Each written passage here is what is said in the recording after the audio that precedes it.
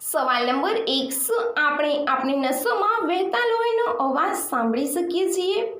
તો એનો જવાબ છે અમેરિકાના વોશિંગ્ટન શહેરમાં માઇક્રોસોફ્ટ કંપની દ્વારા પૃથ્વી પરનો સૌથી શાંત રૂમ બનાવવામાં આવ્યો છે.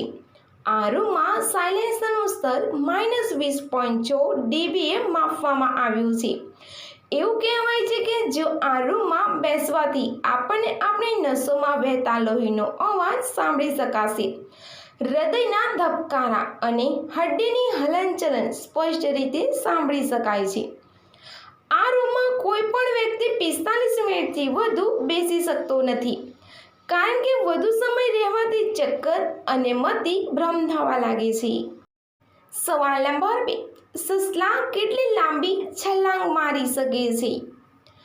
એનો જવાબ છે સસલા ખૂબ લાંબા અને ઊંચા કૂદકા મારે છે.